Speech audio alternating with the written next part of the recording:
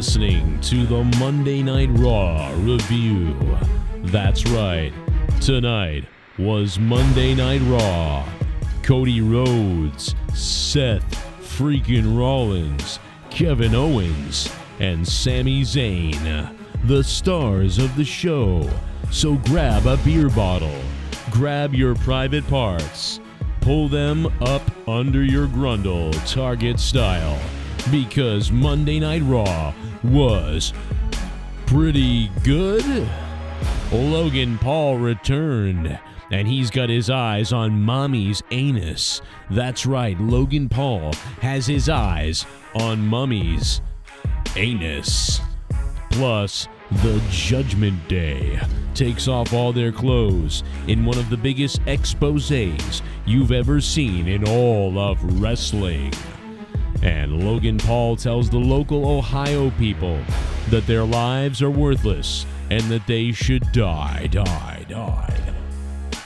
That's right, on the build-up to Money in the Bank tonight, the only thing that will make Joe Cronin happy is Rhea Ripley's ass. I don't know what I'm doing, man. What's going on? What's going on, chat? It's Monday night! And I have a maniacal mega erection. And I'm feeling it down below, folks. But guess what? First, we gotta talk about the fact that the one and only Allison Takwab has donated $49.99. And she says, remember when CM Punk went there first, tried to rule Tony? It looked like it was working, but eventually, if he didn't get rid of them yellow wrestlers, the Asian ones, hardly would have started in with him running all over Tony. It would have been just like a WCW thing. That's right. Almost $50 coming in from Allison Takwab, and it was all genius. Allison Takwab donates $49.99. Thank you, Allison Takwab. She starts us off the right way, and we're going to start this show in just a second. Click the like button, guys. Let's get over 100 likes, or baby seals will die! Joe, if you're listening, you stupid fuck. He looks like one of those guys that from Long Island that wants to be a white rapper, but he's 30-something years old, lives in his parents' basement with the droopy cap and the whatever, but he thinks he's Howard Stern, and he's got a cool way of talking in the microphone, and he's a shock jock or whatever, and somehow or another he accumulates followers on Twitter. It's fucking pathetic. So please, nobody listen to anything involving a guy named Joe Cronin, because it's just so fucking sad.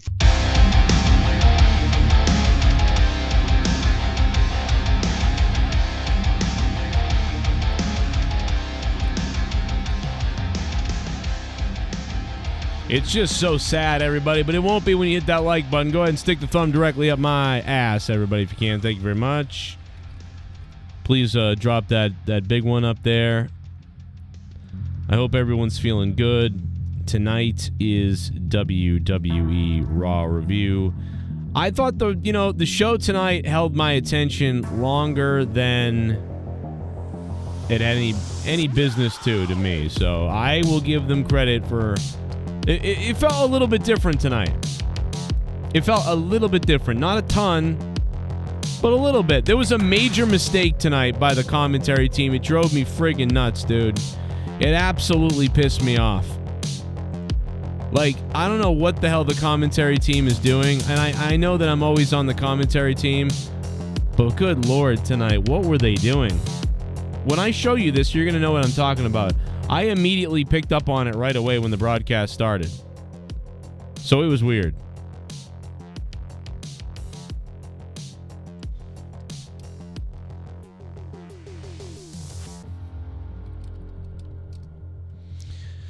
I fixed Discord, by the way.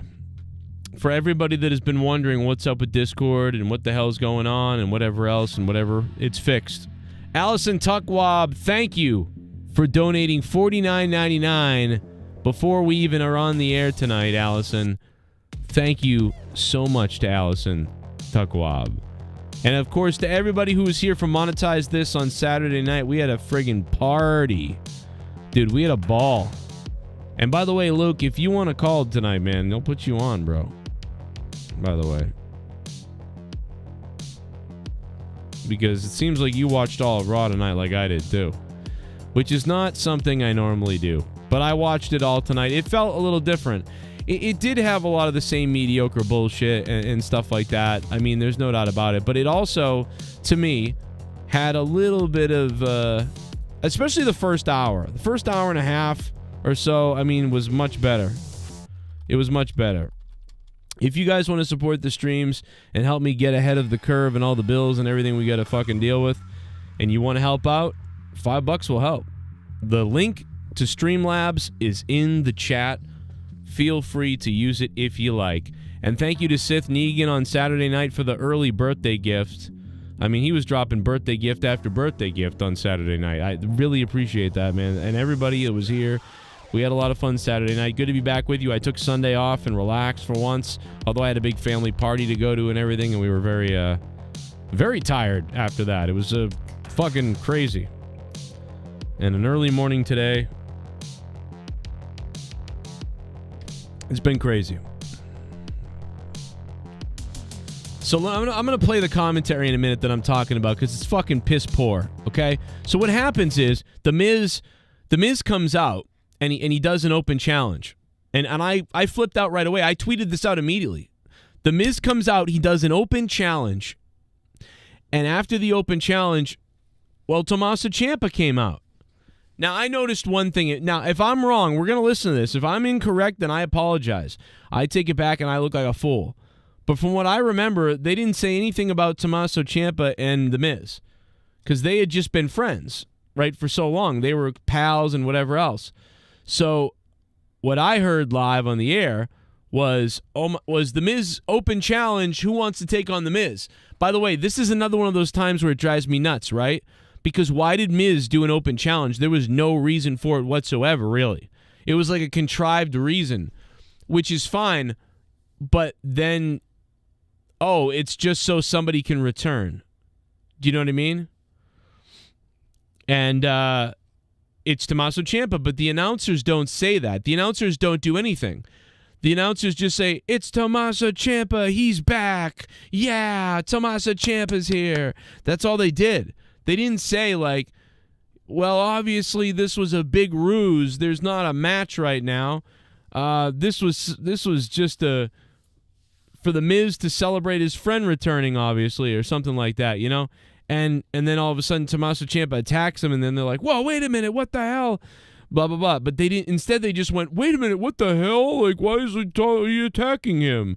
But they didn't say anything about the fact that these guys were friends and they've been friends and, this is a big setup for a moment with The Miz and whatever, or any question of it. Like, well, wait a minute, why is Tommaso Ciampa coming out now? Is he going to challenge The Miz? I thought they were friends. Well, they are friends, you idiot. Of course they're friends, you idiot. He's out here for moral support, or maybe he's out here to talk The Miz out of fighting some schlub from the back when he doesn't need to. Obviously, The Miz is above that, and Tommaso Ciampa's here to tell him, he doesn't need to be doing this. Well, either way, I mean, he's dressed to wrestle. I don't know what's happening here.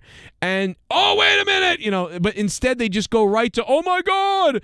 And The Miz is telling the story the whole time in the ring. The Miz is like, oh, Tommaso, yeah, man, he's fucking back. Like, hey, look at that. Look at how excited The Miz is to see Tommaso back, and they didn't tell any of that story. The Miz and Tommaso Ciampa did, but the announcers didn't do anything from what I remember. Now, maybe I'm wrong. We're going to listen to it.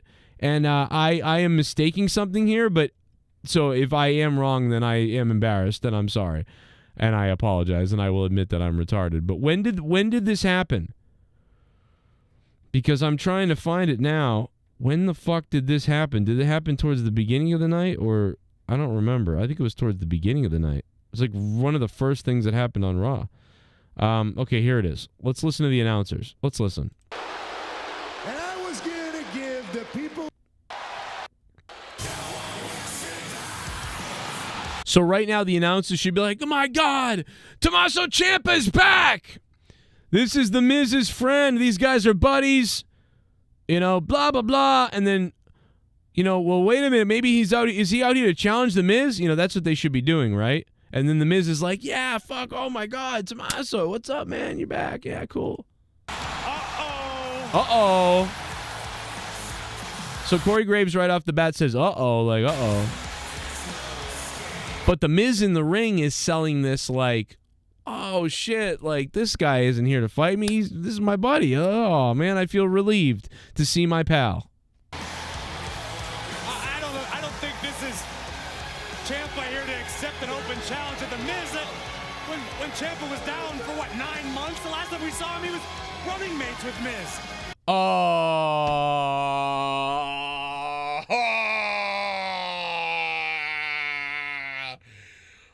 Joe fucked up.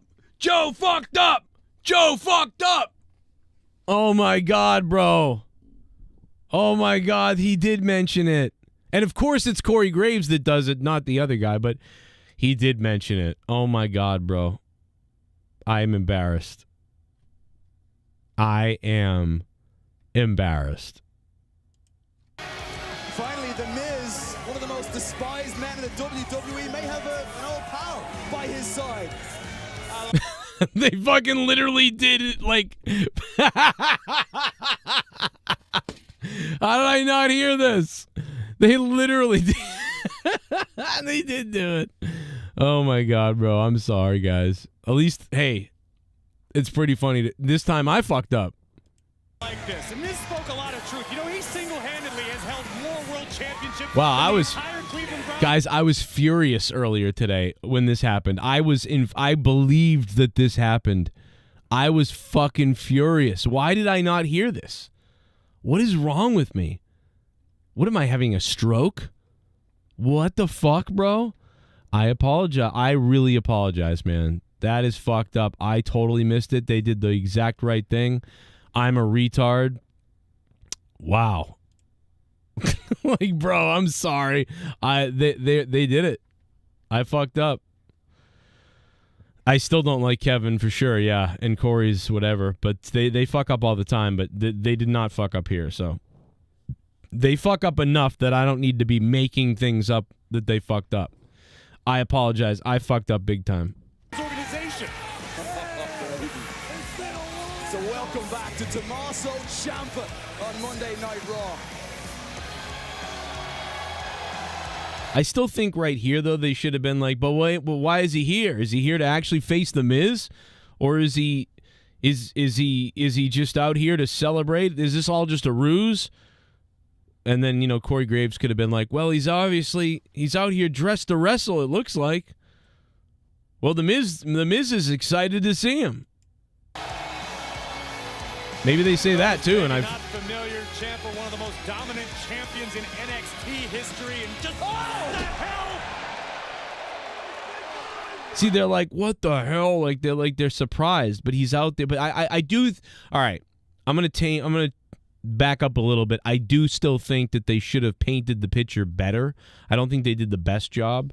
This is such a minor thing at this point, but I do apologize that I was completely fucking wrong a minute ago. So at least we found out that I was wrong, but still, maybe layer it on a little bit more. I appreciate that, John. What up, man? How you guys doing? Real quick, I'm gonna go over to Discord in a second. I see Rojas is ready to go. Here's the donation link, Paul, for you. If you want to use it, feel free, man. There's a $19.99 new donation, and there's a $5.95 one. All the donation amounts are listed down below in Streamlabs. If you want to support, that's the best way. Otherwise, you can use Super Chat or become a member. Guys, we're going to have a members stream coming up in a few days. So if you are a member, you'll be involved in that. Just make sure you become a member so you get the membership videos and you get the membership stream. Obviously, you want to hit the like button, and maybe you want to become a patron on patreon.com/Joe Cronin Show, because I am super shadow banned right now. I don't know what it is, but right now I am fully shadow banned as always. I'm always off and on shadow banned. Just like Ryback says, you know, they're banning me everywhere. Except it's not WWE, I don't think, banning me. I just think it's being shadow banned a bit, which does happen on YouTube to a lot of people from time to time, and it goes away and it comes back, and, you know, it's whatever. It happens. But and we're gonna go over something Ryback said earlier today. Ryback said earlier today on his show that he's not afraid to debate anybody. And if anybody ever has a problem with him, he's not afraid to talk with them and debate them and talk to anybody. He said anybody. And if you have a problem with him, he has no problem talking to you and whatever else. What a fucking liar Ryback is. Ryback is a liar. Somebody sent me this clip, and I know that somebody's probably harassing Ryback under multiple like names and stuff like that and whatever else. But boy, man, what a fucking liar. This guy just makes stuff up. He's attacking someone to be on their show, and he's telling people, Jim Cornette, and all this stuff that he's not afraid to face anybody. And if anybody ever says anything about him or has a problem with him, he'll bring them on the show or he'll go on their show or whatever. Dude, that is the biggest bowl of shit ever. If you say Joe Cronin in his chat, you get banned. If you say Cronin in his chat, you're banned. If you say Joe in his chat, you're banned. If you say JC in his chat, you're banned. If you say the guy with the backwards cap in his chat, you're banned. If you say, why won't you talk to Joe Cronin, you're banned. So dude, Ryback is such a fucking liar. It's unbelievable. And this fucking guy, bro, he will not have a conversation with me. He will not have me on his show. He will not come on my show. Even after we proved that his whole situation, they were lying to us and Pat bucking him and whatever the fuck else. Dude, the guy is a big liar. That's all Ryback is. He just constantly lies. But now he wants to suddenly have a conversation with Jim Cornette, and Jim Cornette won't have one with him, and I find that funny. So Ryback, welcome to the world, Ryback. You fucking no-neck piece of shit. Luke, fucking dildo brain. You dildo head fuckhead, and I hope you're fucking goddamn. Never mind. I'm not gonna say. What the fuck? Why are you talking shit about me, huh? Why are you saying that? Why are you saying that to me? Why are you saying that about me? I don't. Oh, this is fucking weird. I don't know who this Cronin guy is, but he can die. Yeah, I don't know who Cronin is. His whole is. family. I'm not sure who this Joe Cronin is, but I never asked $2,000 to be on his show. So yeah, but yeah, really for cute. $5,000. I asked for $5. So would you $5 for a fuck. $5 for a fuck. Someone donated $9. By the way, that donation is here. People always, I've seen every once in a while someone in the chat is like, bring back the $9 donation. It's there. You just got to donate it. You fucks. You know what I mean? People want it back. I thought you had to get rid of it. No, I brought it back because with the. I thought you had to get rid of it because this. No, it's back because things are fixed a little bit. Yeah, there's some things that are okay, some that aren't. It's there. $9 for a somebody fuck. Donate $9 for a fucks. Somebody donated $9. So yeah, I think Raw tonight was a bit above average. It's been better than it was the past 2 or 3 weeks. Yep. Here's how I view it. I feel like Raw is the more complete wrestling show, while SmackDown is like the main event and the opening segments are like better than anything Raw puts on, but that middle portion of it is just like, who gives a fuck? So that's the thing that Raw has it beat on. It's a more complete show, but I mean, you really couldn't compete with that fucking, Bloodline segment at the end. But they had a very, very good crowd tonight and a great main event. There was a little stuff in the middle of the show that were kind of made me want to go to sleep, Yeah, it's always the middle for all honestly for both shows. I think honestly I think Raw would do better if they sort of booked everything like the opening of Raw, the end of Raw, the opening of the second hour, the end of the second hour. And I think if they booked That's how I kind of view that's what I think they did tonight, where it's like each hour has something important going on in it. Right. But there is also like 30 minutes of that hour that has shit that nobody cares about. Now, I do like I did like Alpha Academy, and I think they're super over as, this comedy tag team gimmick. They're like they remind me like they're like the retard body Donnas from the 90s. But I like them. I mean, they put on good matches, and Chad Gable just fucking is an incredible wrestler, and Otis is hilarious, and he just makes everybody laugh. And I kind of like now that they have the Maxine girl with them, because it's like a weird dynamic, but it's just also like, what the hell happened to the models? Like, wasn't her whole gimmick? Well, like, first of all, she's LA Knight's sister, but then I guess not anymore. and then she had models because that was the whole point of this, and now they're just gone. So it's a little like, wait, what's going on with them? But I like it. It's interesting. Unfortunately, they're in a storyline with the fucking boring ass Viking cunts. No. And Sarah Logan. Valhalla, which is weird because that's a place, not a person's name in Viking lore. Which I thought of the night when I heard it. I was like, isn't Valhalla like a place, not a lady? And then I said this to Leah tonight, and Leah tonight said to me, yeah, that Valhalla's not a person. That's a fucking place. Why didn't they call her Valkyrie? Because she's the one that leads the Vikings back to the fucking whatever.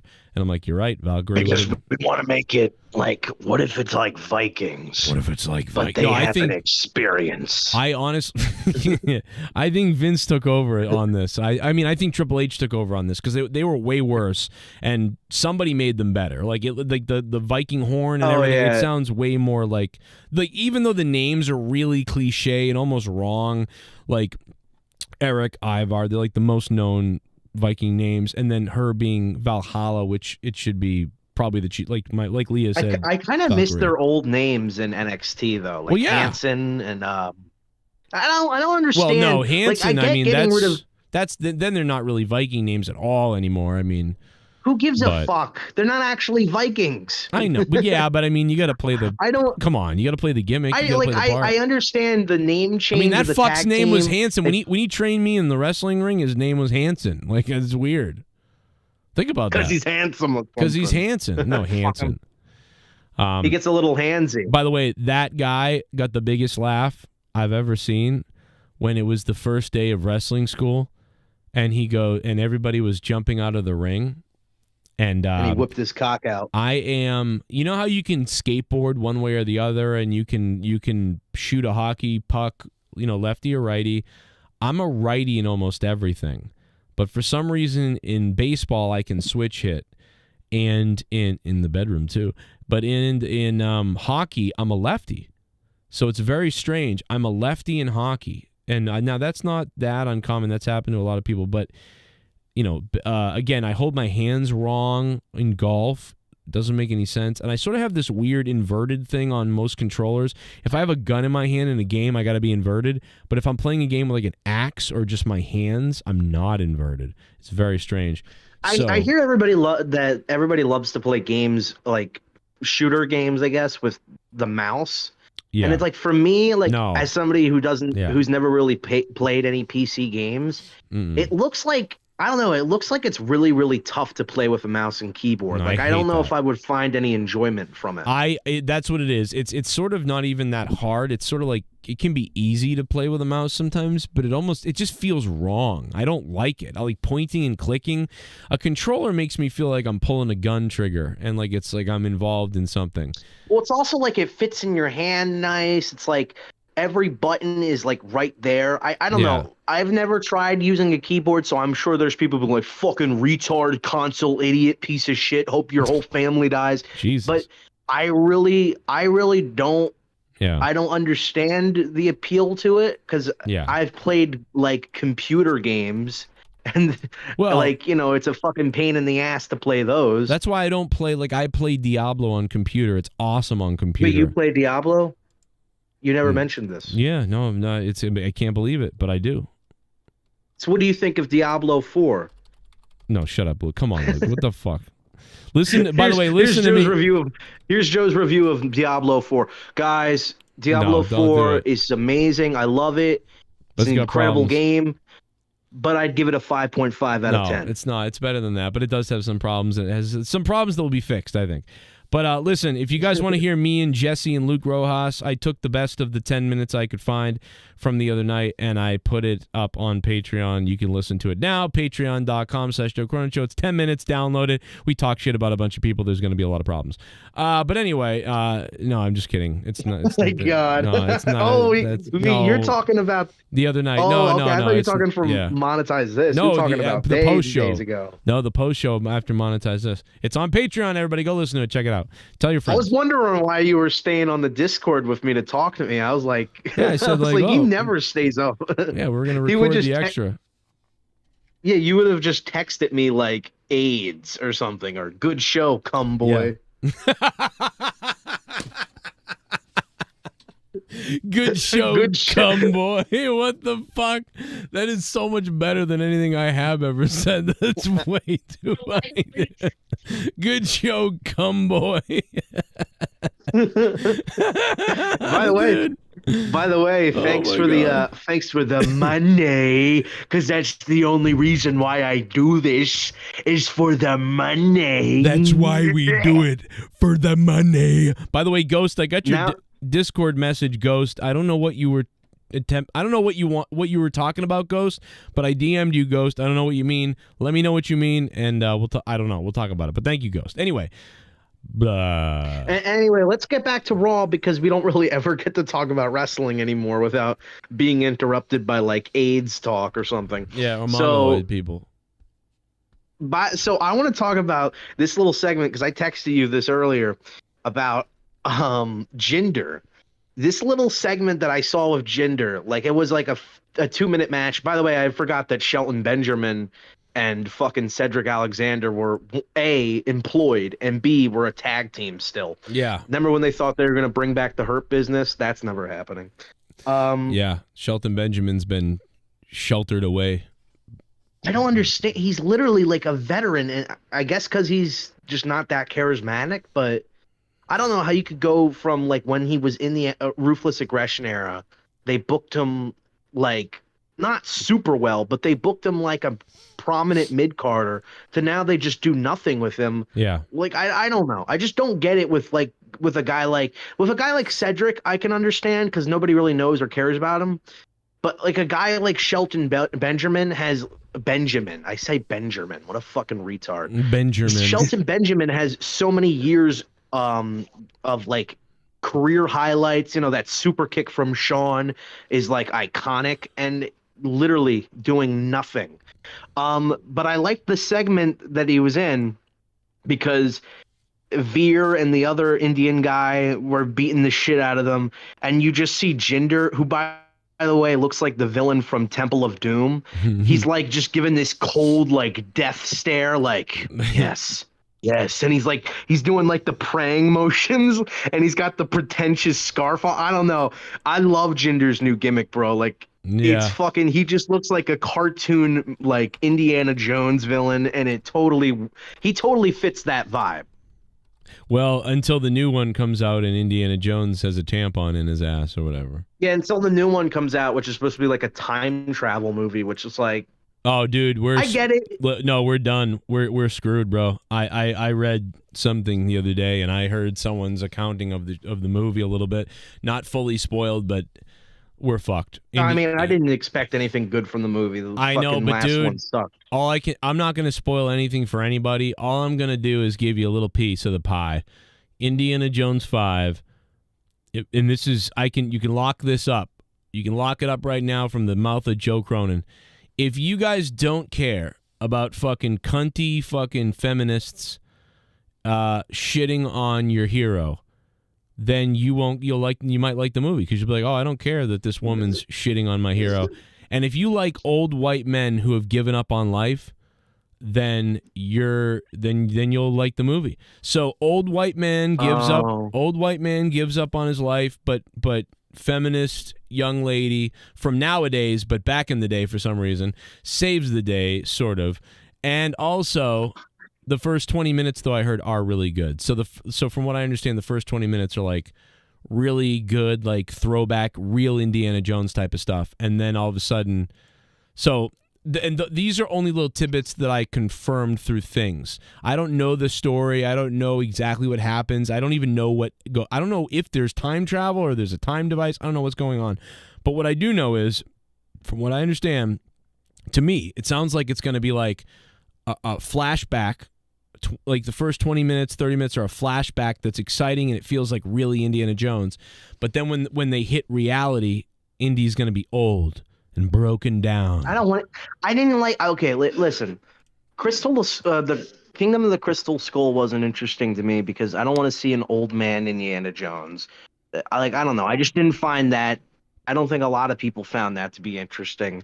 and also the story and movie wasn't very good. I mean, like the whole thing to the Indiana Jones movies was like, what crazy stunt are they going to do now with practical handmade sets and, you know, fucking beautiful cinematography and, you know, just like great masterclass filmmaking, you know, an amazing soundtrack to fit it. Like, I don't think Indiana Jones can work as a CGI filled action movie, because that's literally like, I guess, I don't know, not the antithesis of the series, but more of like everything that the series got famous for is not in it anymore. You know, you're not getting that exciting. The guy's 80 or whatever, and that's the part. But I don't want to see then don't make a movie. That's what I'm saying. But I'm telling you, this literally. They're saying that's the best part. They're saying that's the best part of the whole movie, though. To me, this is like the least hyped big franchise movie that's coming out in like I think in forever. You know what this reminds me of? You know what it reminds me of, dude? It reminds me of like when you're not fully committed to something by the time it's ready to go, you're not committed to it because you realize you can't do it. Like, that's what this movie reminds me of. It was like the marketing was all ready to be there and they were going to do all this stuff. And then when the reviews first started coming out and then they realized what they had, they went, oh. And they sort of just like pulled back, like, okay, well, it's coming out in June, but we're not really going to. Do you know what I mean? It's like one time we were doing karaoke and my voice went. And, you know, my voice is weird. First, I don't really have a good voice, but you know, when I'm really in a good vocal standing, I can like pull off pretending to sing a little bit and it's like all right-ish. But like, shut up, you fucking super humble dude. Like, we get it. No, but there are other times. I'm not that good, or, you know, I can. I'm not. No, I really am a bad singer. No, I'm a bad singer. But when. No, you're not a bad singer. You're a good singer, bro. But when you maybe you're using auto tune, I don't know, but you put on some good songs that like are genuinely catchy. But when my voice is not doing well and it's fucked up and I know it, I feel it, I try to sing things and I can't do it because it's literally out of gas or something's wrong or whatever. And so it's like, I remember being like, we're doing this fucking karaoke night, and I was telling all the wrestlers were pumping it up and I was pumping it up and we're all going to do this karaoke night, and I was running around telling everybody, I was tweeting and I was sharing it on Facebook to all the local people, mostly it was personal Facebook, and we're like, yeah, fucking, oh my god, so we're going to do karaoke night, it's going to be a big thing, Joe, you know, well, they call me Dan, but I'm like, I'm singing this, I'm doing that, and you're singing, and we're just going crazy. And then like the day before, I realized my voice like shit itself, and it might have been from the show actually, shit itself. And all of a sudden, dude, I stopped sharing anything about the karaoke, and I stopped like telling anybody about it. And I was like, and I stopped talking about all the songs I was gonna do, and then I planned to just maybe do one, and I completely stopped hyping it, and then I started saying like, well, you know, I'm not really a singer at all, you know, it just like, that's what indie reminds me of. Just like ignored. It'd be funny if you just ignored everybody that you like messaged that and just never talked to anybody like in your social group again. Just like, Leah, we're gonna have to find new friends. Yeah. Dude, you never talk to Bobby again. That's exactly what Indiana Jones 5 kind of reminds me of. Like they were like, oh my god, Indiana Jones 5 is coming out, it's gonna be fucking crazy. And all of a sudden recently they just sort of been like, it is coming out in June here. It's kind of, you know what it reminds me of is that it was the new Ghostbusters movie, not the 2016 one, but the Afterlife one. Yeah. Which I thought, I know you said you liked it. I thought that movie sucked. Oh, the new one? Oh, I love the new one. So maybe, I don't know, bro. It got me like, it sort of got me like Star Trek, like Picard season 3. It got me that same. I don't know, but I grew up with Ghostbusters myself. Like, I watched it when I was a kid. Mm-hmm. Maybe I didn't grow up in the same time period as it, so maybe I'm not quite as nostalgic, but I still grew up watching it. And I don't know. I just never thought that it was the type of series that that has this emotional ending and like Egon, Ghost Egon, like petting his grandchildren's like hair, like he's like petting Finn Wolfhard's hair like he's a dog. Man, what the fuck? When did the Ghostbusters ever like have an emotional connection like that? That's the thing. That's why I liked it, because, dude, even Star Trek Picard episode 10 has one of the most emotional things. Like, dude, I was crying, and I don't even like I thought I was going to be crying for like Data stuff or like something like that was going to happen, and yeah, that part was a little sappy for me.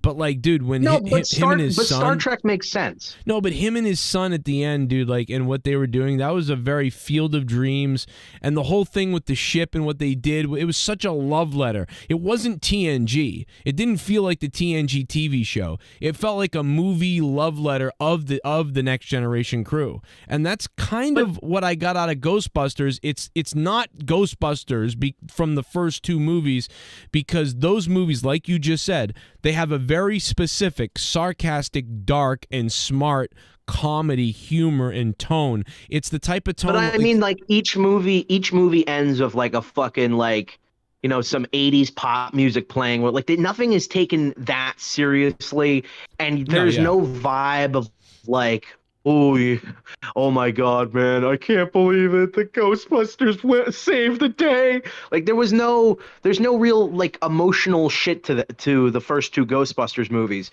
But now all of a sudden in this movie, it's like this beautiful, like I just imagine everybody like crying and hugging each other at the end of the movie. It was a love letter. How is that a love letter? A love letter is to make a movie that actually fits the tone of a Ghostbusters movie, and not just some. No, that's making a Ghostbusters movie. No, I think that's making a Ghostbusters movie. I think if they had made a movie with the tone of the old ones, that would have been a Ghostbusters movie.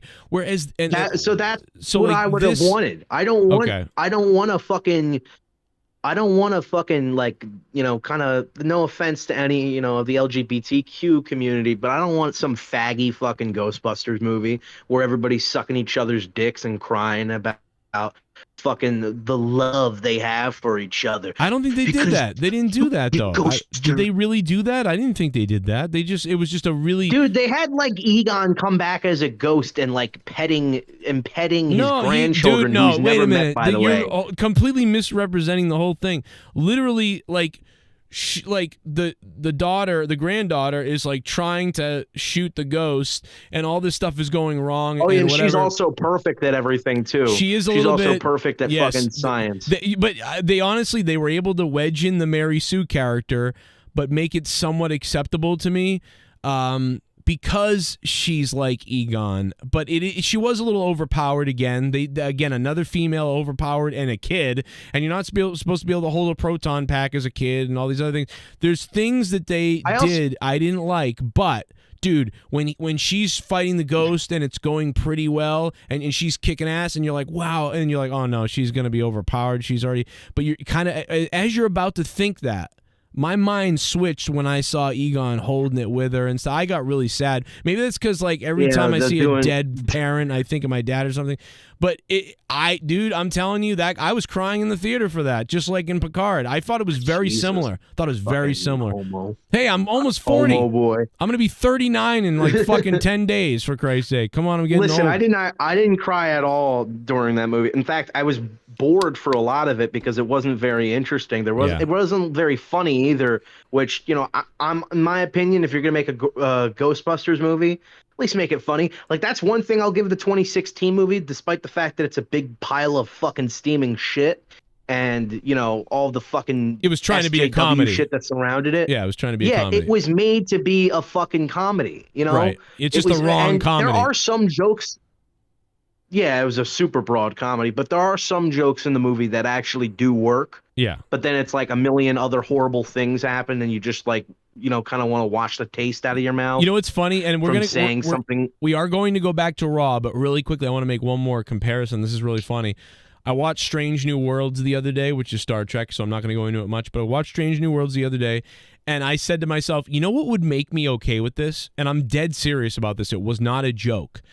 If at the end of Strange New Worlds, the series, a big fat female, a big fat lesbian female, closed a book, and then said, "I'm finally done," and then someone was like, "What are you done with?" "Oh, for the last 8 years, I've been writing."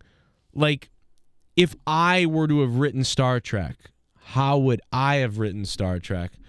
and I'm going to turn it in and submit it as a novel. And then, good for you. Yeah, beam me up. And then she slaps her hand, and they walk out, and everything we saw in Strange New World Star Trek, the reason why it's so fucking weird and all the women kick ass and the men are like queer fucks, like, and like the whole reason is because and also you could say Discovery is in the same boat as that too, right? And she could say, I wrote Discovery too, and then like I do, and then I would accept all of it. And I'm saying I would accept it. And I then would actually like she goes, I wrote season 1 and 2 of Picard as well. Yeah, dude. I am dead serious. If that happened, but not season 3. I would be okay with Spock acting the way he's acting and everybody acting the way, and I'd be like, oh shit, I can. Dude, this is why I can watch the J.J. Abrams ones, because even though they're bad and kind of good and bad at the same time, but I don't get angry. I like the last one. Yeah, I like the last Star Trek. I do not get angry about them, because everything they do is in an alternate universe, so I just go, oh, well, it's not Spock and Kirk, so it doesn't matter. They're also fun, too. They're like, fun. I feel like those other Star Trek shows that you see just aren't very fun looking. It just, not in the sense that they're depressing looking, like, you know, that was the comment we made about the ships all being like fucking Battlestar Galactica ships in Picard season 3. My friend called it the library. He used to call Voyager and TNG, called it the library show. He didn't get it. I was like, oh, okay, I can see that, but I love it. But that's what I kind of like about Star Trek, is that it has that, not library, I guess library isn't the term for it, but like it has that relaxing vibe of like you could put that on and like, I don't know, like sort of like that ASMR type of like dialogue where it's just like, Captain, there seems to be some sort of I don't know, technological readings going on here. Like, I don't know. It's a good technobabble in those shows. Like, it's smartly done. I always find myself being able to like, not, and this isn't a knock on the show, but I feel like I can go to sleep to Star Trek peacefully. Yeah, I love it because it's very reserved. Yes, we go to bed to it every night here, and I mean, I think you're ahead of your but years.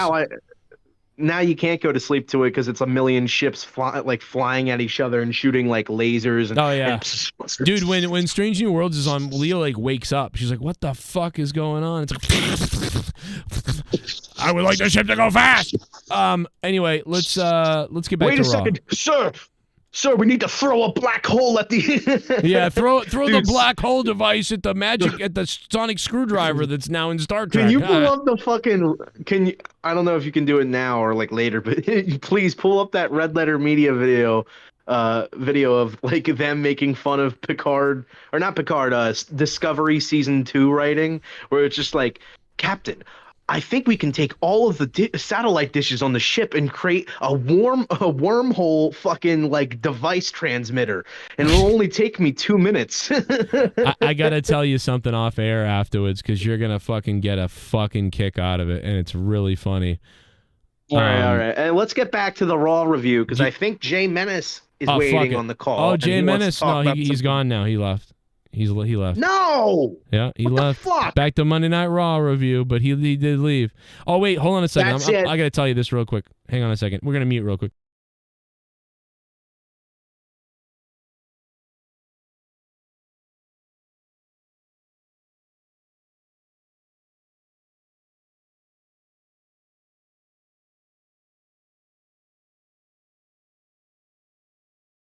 Did he see that fuck?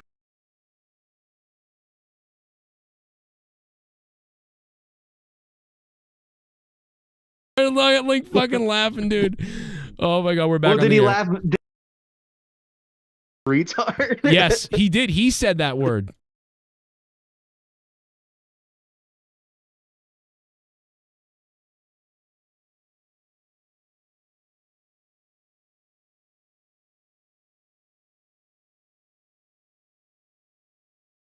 Funny. All right, we're back on the air. Sorry, I had to tell Luke something in private. Sorry, everybody. Yeah, Joe was just telling me his cock size. Yeah, I had to tell someone. I haven't told anyone because I can't. You know what I mean? I keep the trust and be.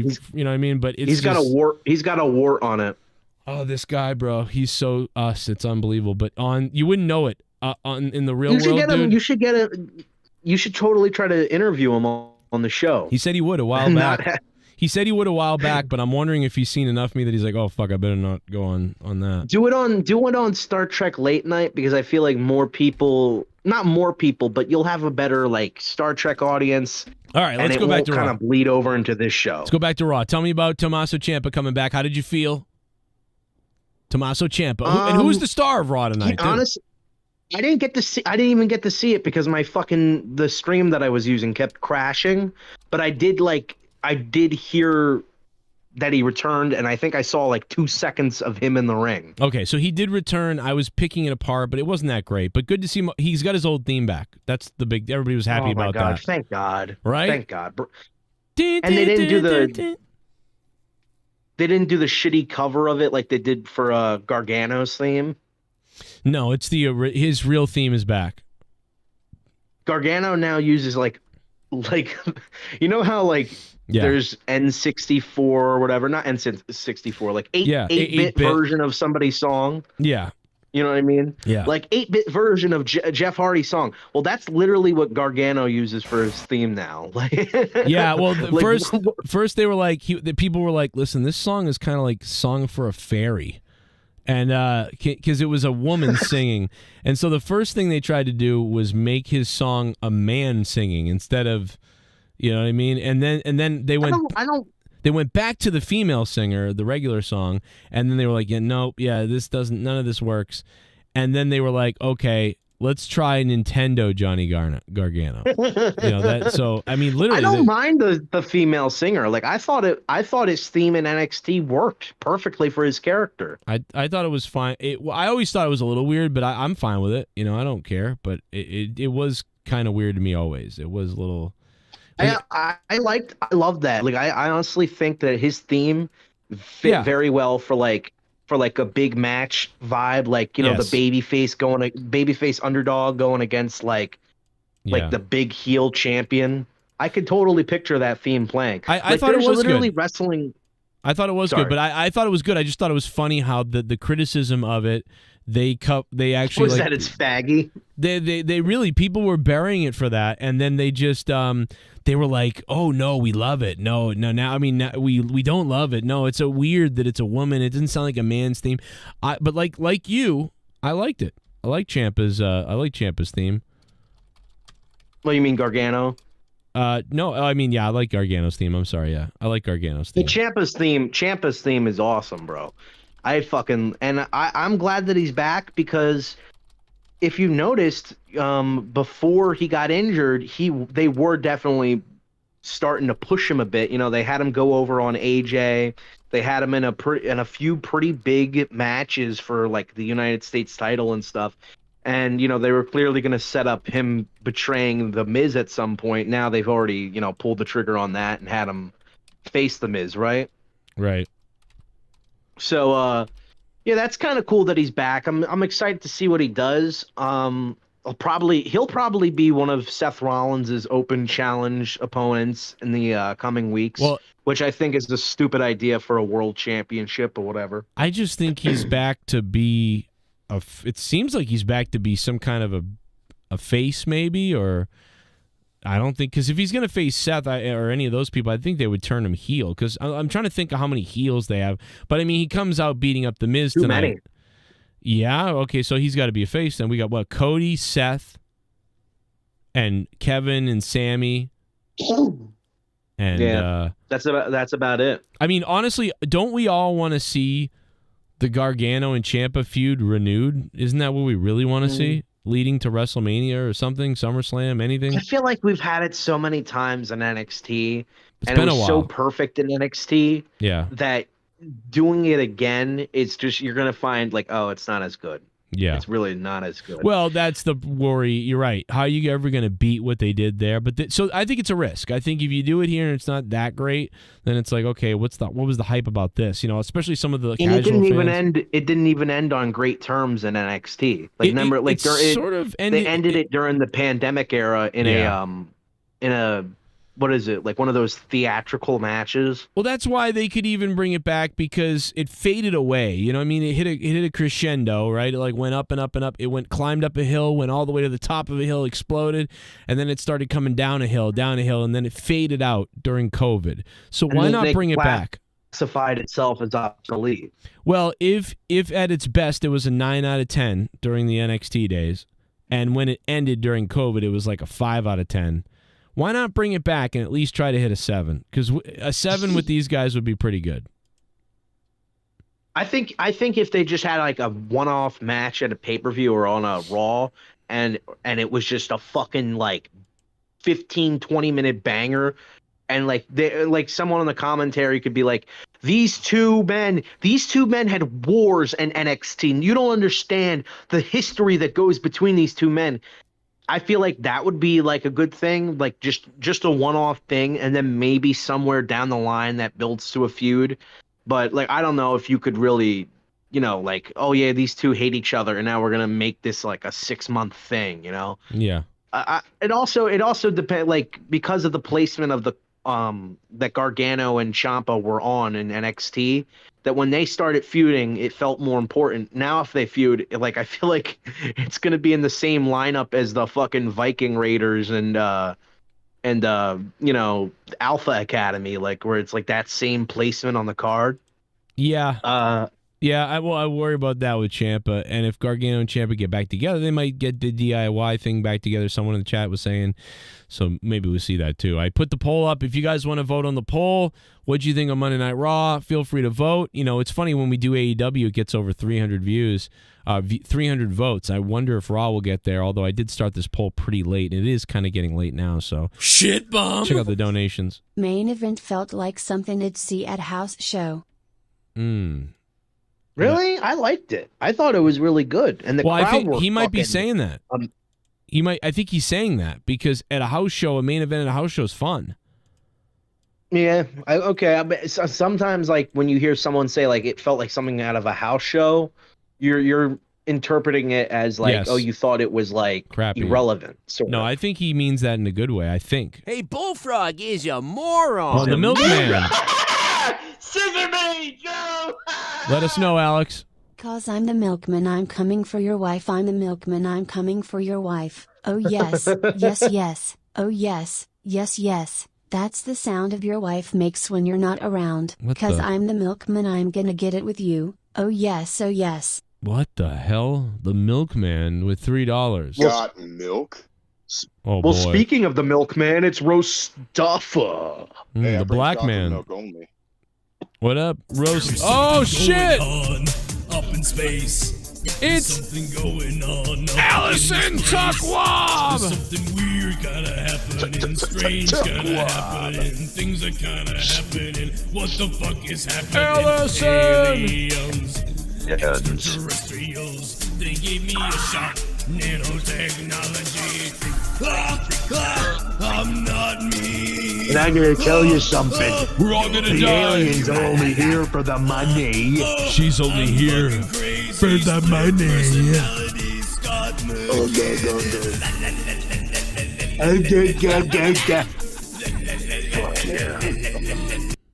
I want Judgment Day to get rid of Dominic cause he's just dead weight holding him down. I would like to see Dominic pull his own weight and rest, so he just got up there just because of his dad up by Monday Night Raw and SmackDown. Let me tell you something. I gotta say this. I love you, Allison. I love you so much. I want to make you my sister and kick my family out. But I gotta tell you this. I can't agree with that. I gotta say, Dominic Mysterio was amazing during the pandemic. He impressed us as a kid during the fucking pandemic. He did such a great job, and who doesn't love watching him now, dude, as they all sit there and we get to him and the crowd just gets to boo him, and they literally have turned it into part of the shtick of him not being able to talk.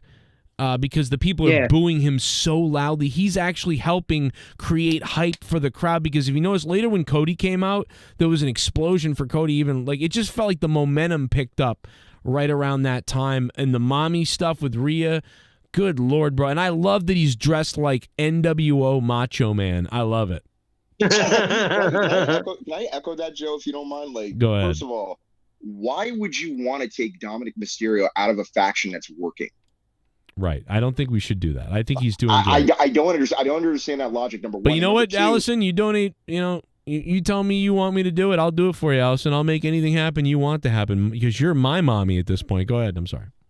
Well, No, I mean, no, I'm just Leah saying, is. does she know that? What? Anyways, I think honestly, looking at it, Dominic Mysterio to be on his own. Granted that whether he's on his own or whether he's in a faction, he'll still get the amount of heat. But at the end of the day, I think he really needs to stay in the faction just a little while longer so he can get a little more seasoning on his sear sizzle, because there's just so much dimension that he's going to absolutely acquire within like the next year or two, and it's going to make more sense down the line, especially when he becomes a white hot, baby face that's not a white bread baby face, if you know what I'm saying. When he becomes a white supremacist, that's his next character. That's how he gets the most heat ever. But can he get away with it because he's Hispanic? Sure. I'm Hispanic, and I say a bunch of fucking crazy things on the show, and everybody's like, "Whoa, Luke, who's a little racist." Don't you understand that when you're Hispanic, you can't be racist? You're basically immune to it if you have any sort of ethnicity to you. No, but I don't know what I'm saying. I think don't split up the Judgment Day at all. In fact, I'm kind of annoyed that there's even a fucking like a breakup sort of angle that's brewing between Finn and Damian. Like, I don't feel like, first of all, literally like 2 weeks ago, and I brought this up on Monetize This, 2 weeks ago, Damian Priest was like a piece of shit person who didn't give a fuck, and like he's just an awful guy. And then just like randomly he's like, no, I want to fight my battles on my own. Like, what? Yeah. What the well, here's the thing. Well, there's a competition. There's like this interline competition between Finn and him, right? So there's like this sense of, I can one up you since that, you lost your match for the World Heavyweight title. Now it's my turn. So there's just that one upsmanship. And again, what creates division? It's mainly money and titles. That's pretty much the oldest thing in the book as far as when it comes to storytelling. Yeah, but they could have, I don't know. I feel like they could have done a better job with like explaining, because literally there was just like there was no tension between any of them, and then 1 week there was like, and it was like before the promo with Steph and Finn and Damian 2 weeks ago even started, which is where this tension thing has started. You could already feel like a weird vibe from that. Like, first of all, Damian Priest literally needed help during his match against Bad Bunny. Now all of a sudden he's above it. Now if he had cut a promo or something and said, you know what, I'm embarrassed what happened to me against Bad Bunny, and even though it was a fluke victory on his part, I'm going to make sure that everybody realizes just how dangerous Damian Priest is, because I don't need anybody's help. I will kick your ass. That's like, literally... I thought he did a version, not like quite like that, but I know what you mean, and I'm basically agreeing with you. But it's like, I think he kind of did that in a small backstage interview with whoever was interviewing him, like the day after or the night after for Raw. Again, I don't know if he did it exactly like that. I'm pretty sure he didn't, but it's very subtle. But yeah, he should have went full on saying, I could do this by myself, and I should be able to win the World Heavyweight title no problem without anybody's help, even though there was outside interference. And also, this tension should have started after Money in the Bank. You know what I mean? Like, I feel like this is stuff that should happen once they've reached their low point, and I feel like Money in the Bank is going to be their low point, because it's going to be Damian losing, it's going to be Finn losing, and it's going to be Dominic losing. Unless, of course, like Brock. Save Dominic for later. I mean, even in the World Heavyweight title contention, save him for later, because I think he needs another program in order to solidify saying, okay, I beat this guy, now I'm ready for the World Heavyweight title, or put him in a non-title match with Seth, saying I beat you 1, 2, 3. Now I'm owed a title shot, just to give him a little one-upsmanship, have him feeling good. Well, I feel like the Judgment Day can still be a stable. They're probably going to get new members, and maybe one of them gets kicked out. Like, I think it's probably going to be Damian, because looks like he's doing a face turn right now, or like a semi-face turn. But somebody brought this up in the chat, and it really does suck that they fucking kicked out Edge of this group, because honestly, I feel like this group could have used Edge. Well, don't you guys think that maybe Edge, it's almost like if they were the Dark Order and Edge is kind of like Brody Lee, and Edge only comes back once in a while, and they're like, oh shit, he's back, and he's like, what the fuck have you guys been doing, and he's sort of that kind of guy. basically a Roman Reigns, except he's got more ring time, or more promo time than Roman does on SmackDown. Yes, yeah, kind of Yes, like that. Edge would be like Edge should still be in this group, and honestly, they still could save it where like all of a sudden you think, I don't know, like let's say when they do betray Damian or something, it's gonna be like Edge in the ring, and you think like they're gonna start attacking Edge, and then all of a sudden they turn their back on Damian, and Edge is leading the charge again. I don't know. You could do something where Edge somehow gets back into the group, because the biggest mistake of this group was breaking them up apart from Edge. Well, you can thank Vince for that. You know, well, yeah, before he left. Well, you know, honestly, like it was a mistake on their part, and I don't like it. But at the same time, at the time it happened, I was like, "Holy shit!" Like it definitely was one of the more memorable things of the group. But in the long run, it ended up kind of fucking them, because now the only two people that, you know, the people actually give a shit about are Rhea and fucking Dom. You know, and Damian and Finn kind of just look like they are jobbers. Did you and now say Damian? Now all of a sudden, guys, I don't think I'm here. Stop saying Damian. Here's the thing. Right now, what I want to do. What do you want to do? I want to rape Rhea Ripley. My name is Jake the Snake Roberts. Damian. I've been thinking about all night is that I just get that sweet gothic princess locked in the men's locker room in the back, and I just go to town on her ass. I let Damian snack on her pussy, and I suck on her armpits. That's what I love to do. That's what I want to do. What if Buddy Matthews comes in? What I need, Buddy Matthews couldn't do shit, because I am gonna put him in a DDT, and I'm gonna nail him with the DDT, and when I stare into Buddy Murphy's eyes, that punk ain't gonna have nothing left, and I'm gonna slurp up Rhea Ripley's pussy. Trust me. Yeah. Let me tell you exactly what it sound like, too. Here's the thing. It's gonna sound just like this.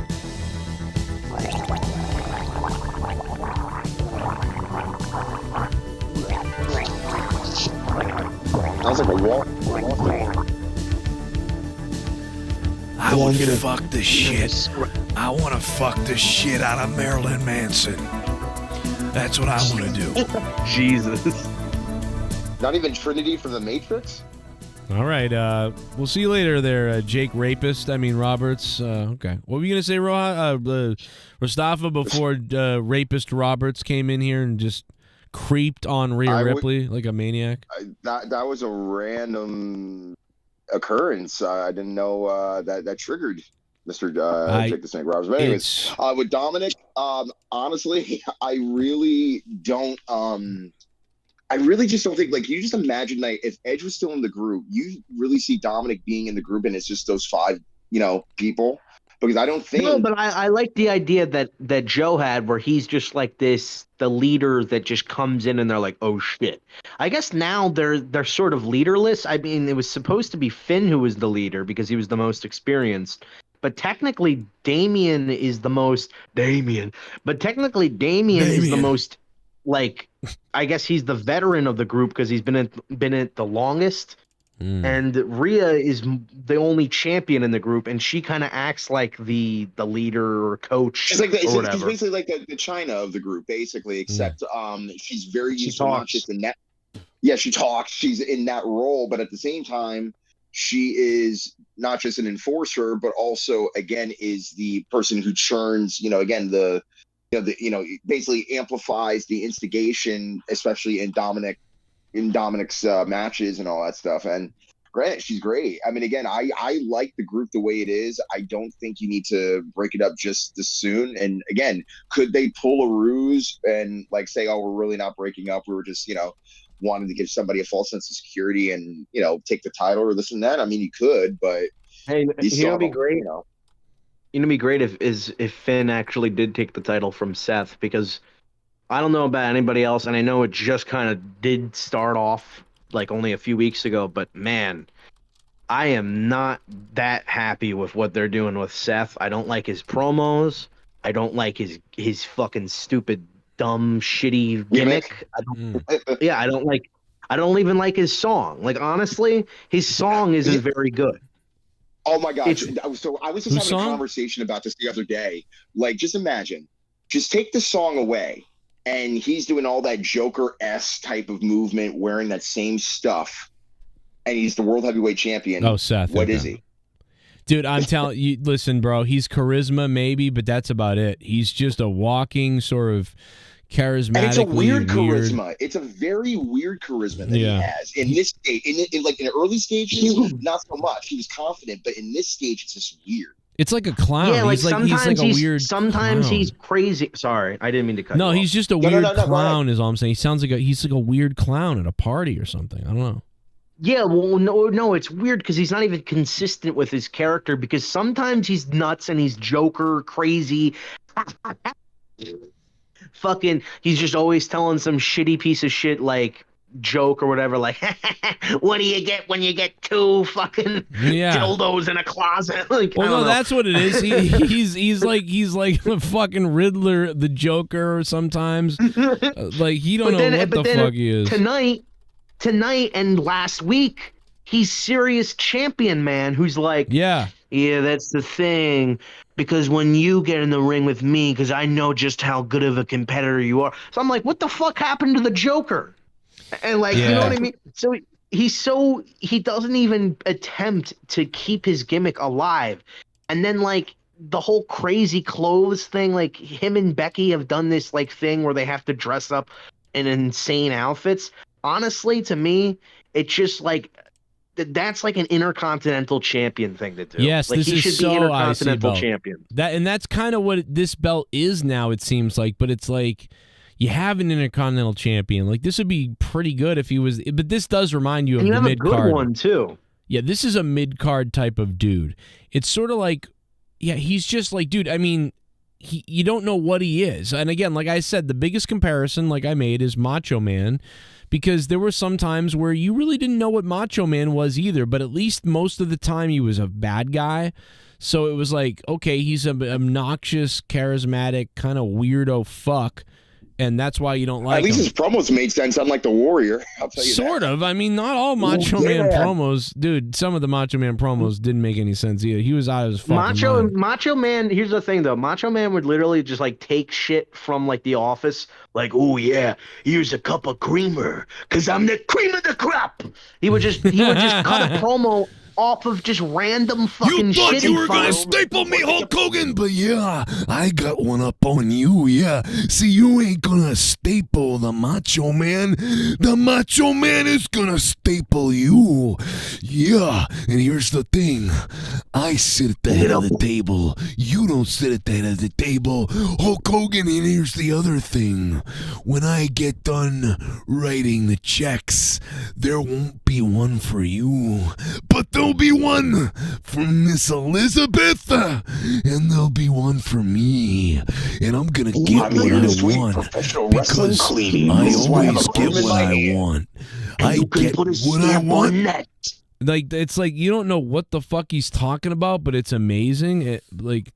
But he's using metaphor in a very weird way. About the Macho Man, Randy Savage, and where I'm coming from, because it's mind-boggling to you, yeah. How one man could make it to the top of the World Wrestling Federation mountain, yeah, all by myself. No pukesters helping me to the left, and no pukesters helping me to the right. Didn't need them then, don't need them now. And another person I don't need is Elizabeth either, yeah. Because I'm the champion by myself, all by myself. You don't know where I'm coming from, Hulk Hogan, this Sunday afternoon. But I know where you're coming from, yeah. I know everything about Hulk Hogan, yeah. I know what makes you tick, yeah. and you've got the audacity, to see. Like, bro, this is what I'm talking about. At least he makes sense. Dude, this promo made more sense than. No. Not only does he make sense. He's intense. He's captivating to listen to. He's a personality, and he doesn't just randomly go like, "Oh yeah, and when I get in the ring with you, it feels I'm gonna natural. break your bones." He doesn't do that, and then just randomly be like, "Well, you know, Hulk Hogan, he's a great competitor, and we're gonna find out who's the best man when we get in the ring. But I'm gonna tell you right now, it's Macho Man Randy Savage." He doesn't just randomly turn into the fucking gym teacher. Listen to this one. Character. Like, here's another one. That's Seth Rollins. By the way, it's so crazy that Seth Rollins acts like this crazy clown guy when literally him in real interviews is the most boring person ever, and I compare him all the time to like a gym teacher or a fucking like a health class teacher who's just like getting mad at his students. A military instructor. Well, that's why. That's like, why he's not like, good. You know how, he's not crazy. You know how, like, sorry. Well, that's why he's not good. He's not crazy. The Macho Man was actually fucking crazy. It seemed like he was just intense. Like, yeah, Seth is very every like interview I've seen Seth in that's like a real life interview and not the WWE ones, he kind of just seems like annoyed. Like I remember like somebody in his chat was just like, "Hey Seth, how's the baby doing?" And Seth got like so pissed off. Guys, listen, I'm not here to talk about my baby. All right, I'm not here to talk about my wife. All right, that's my personal life, you know, and it has really none of your business. It's kind of like when you bring up the teacher's fucking divorce. Like, guys, you know, I'm not talking about my personal life because he wants right to now. shut it down, right? man. I'm not doing that. I get he's probably protective of his kid, to be honest. Like it's one of those things, and he wants to shut it down and whatever. Let's listen to one more Macho Man, and I think that's honestly what it is. Some people are freaked out about their kids. Wait. I want you to pull up a Seth Rollins promo after this, okay, and compare the two. Yeah. And let's just see the big differences. Well, listen, again, Macho Man's like an 8 out of 10 fucking persona. Seth Rollins is a 6. Go ahead, Rousseau. No, 9. A 9, 10 out of 10.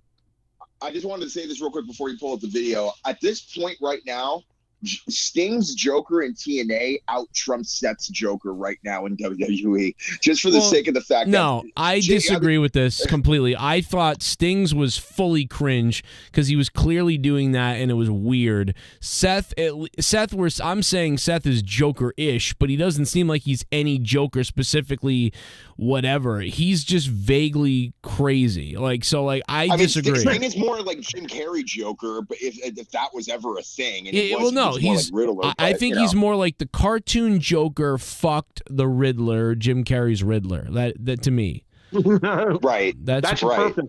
That's a perfect description. Or like what you said a few weeks ago, where it's like, guys, what if I'm like the Macho Man's brain? But instead, now it's like, guys, like what if Macho Man and the Joker from the Simpsons and the Riddler? What if the Macho Man, the Joker, and the Riddler, right? Mm. What if they were all the same person? Yeah.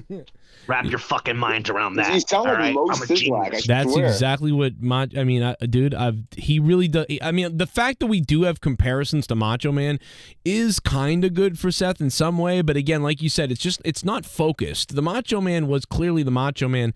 Seth is just kind of crazy, like you said, but let's listen to one more Macho Man. Maybe this is good, bad. I don't even know what this promo is, so we're gonna find out. You and Jake the Snake Roberts. And apparently it's only coming out of the right side of your fucking speaker too. It's baby. Oh, he's baby face. Your husband laid out unconscious. Facing even further injury. Yeah, that might make you a little bit upset. That might make you a little bit over the edge. That might make you a little bit insane, if you know what I mean. And a few men out there were forced to watch your wife or your woman, or your main squeeze, begging to another man, and then getting slapped by another man. That might make you a little bit upset. That might make you a little bit over the edge. That might make you a little bit insane. But not me, Snake Man. Not me. Because I know what I'm going to do to you tonight! I remember this promo. Maybe I am insane.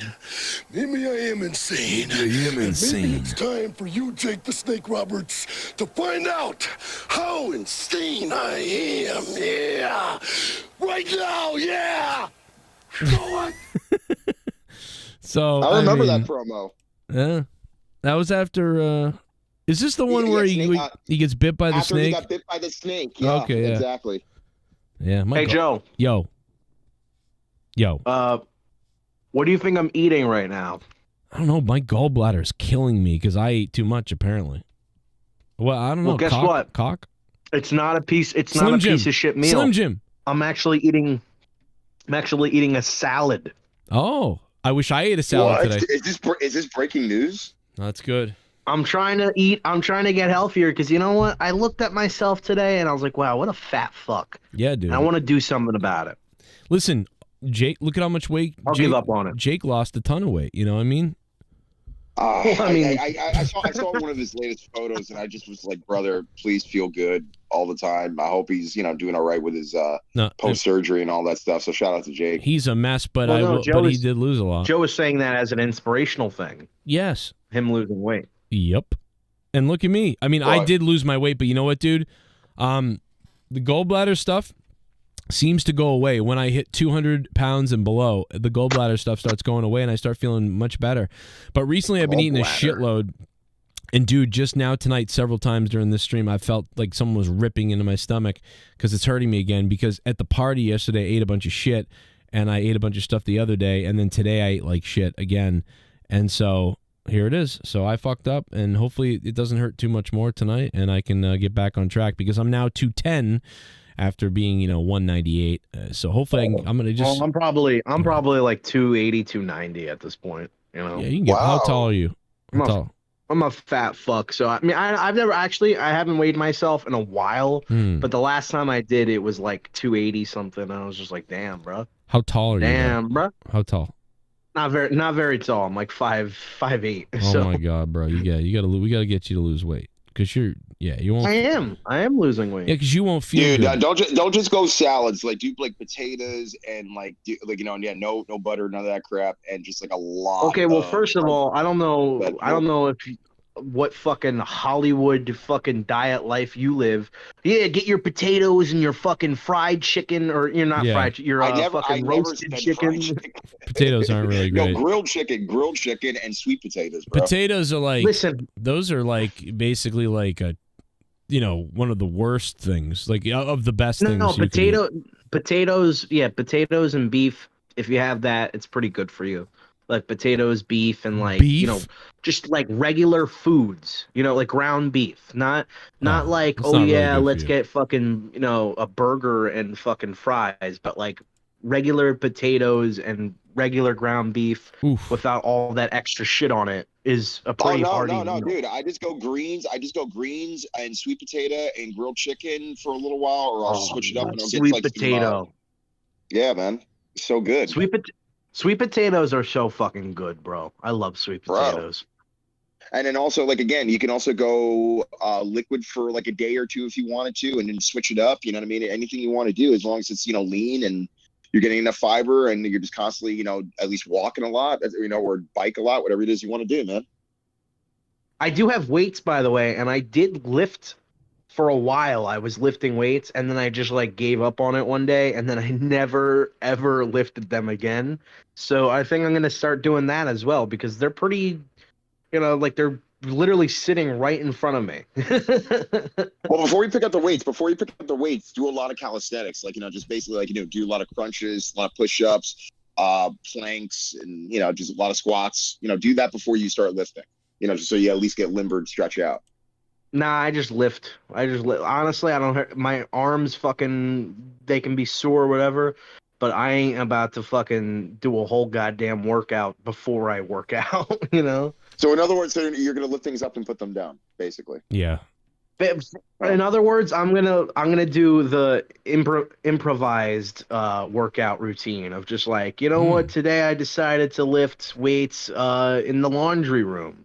Or today I decided to lift weights while naked while talking to a bunch of fucking girls. It's just like talk to some something girls. like that. Super chat party. Jennifer Muppet Baby, Missed Raw tonight. Feck. I hate the fact Logan Paul is so involved in WWE now, even though I do recognize his talent for it. Also WWE is working KO, Sami and Judgment Day hard every show, eh? Yeah, Much they really love. are. Jennifer Muppet Baby, thank you for the $12. And yeah, they are really leaning on them quite a bit. I don't like Logan Paul's like promos and those buildups of he are not, for some reason I'm not into them either. I'm never into them. But when it comes to the night to wrestle, that I do love. We've loved. I liked him tonight. He was all right tonight. This was one of his better things. But again, he messed up a little by like shitting on Cleveland, and then like the next second he's fighting for Cleveland. Yeah, it was weird. What was he? Was a little... What the fuck? We all lose Cleveland. He pulled the Corey Graves. Yeah, he was very did you weird. Hear Corey tonight? Did you hear Corey tonight literally just yell at Kevin Patrick, "Do your job"? Yeah. Because like Kevin Patrick was supposed to introduce a segment, and like so there was just like a bunch of dead air, you know, because they were like it was like they were transitioning from segment to a segment. And like Kevin Patrick isn't saying anything, and they already have like the graphic on screen, and Corey Graves is like, "Do your job, Patrick." Yeah, like he actually Honestly, actually told him to really do his job, you know, by telling him to do his job. Funny enough, on the show. Because now Corey Graves has to pull double fucking duty and be the baby face and heel commentator and the fucking play-by-play guy, while Kevin Patrick is like, "Oh, on." Yeah. Just, you know what? Just put Corey Graves out on his own. I mean, let him be Toothface at this point, because at the end of the day, it's like, I literally have a hard time. I mean, again, Kevin Patrick, I mean, God bless him. At the end of the day, it's like, it's just not working. Did you guys hear about Rhea Ripley putting out a cum shot on her Instagram? Like her taking a facial on Instagram? No. What? Okay, so wait, what? All right, so I guess this really slipped by everybody. Allegedly, not that long ago, or a couple days ago, or yesterday, or something, Rhea Ripley put out a video or a picture of her with a load on her face or something, and then she immediately deleted it, I guess. I don't know, but it's been confirmed. Apparently, it was mentioned on Raw. So let's listen to the clip that Alan Stober found and sent to me on Twitter. The world champ is in the house. And man, does Rhea Ripley rock that new goal incredibly well. I know you're a big fan, KP. I saw that picture you sent her on Instagram. It was on her story. Oh, my God. Wow. Oh, my God. Wow. Dude, gorilla position tonight? Now that's pretty good. That's fucking hilarious. Does anybody have? That's the best job by Does Corey. anybody have a picture of that? Because it has to be somewhere on the fucking internet. You can't just. Rhea Ripley. In this day and age, you cannot post something and then it just deletes. Yeah, it's called deleted. I guess they call it a tribute or something like that. Yeah, let me look it up. Delete. Okay. My mistake. Let's go to hamster.com or whatever this is. Oh God. I don't know. Cum shot.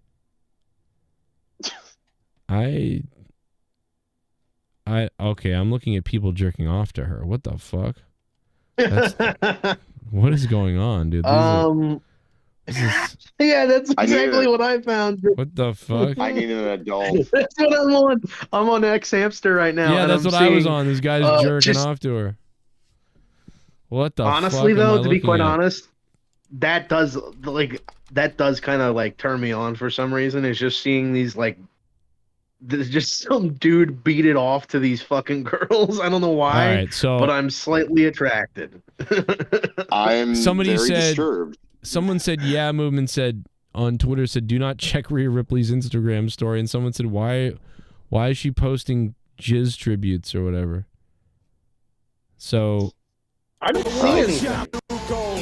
Incredibly well. I know you're a big fan, KP. I saw that picture you sent her on Instagram. It was on her story. Okay, I get it now. Yes. I get it now. It wasn't a picture of her getting cum on her face like in real life. It's other people doing it to her, and then she must have posted someone else's shot to her. Oh, Okay. That's All what right. it is. Okay. So she now- posted somebody else's money shot. Yes, Like, that's smart. like they jerked off on her, and then she like. That is disgusting. Dude, she I might shared do it. that later. I might do that later. Maybe she'll shout me out. Yeah, she Will might. you stop? This and so then Corey Graves brings that up. That's great. JP, I saw that picture you sent her on Instagram. It was on her story.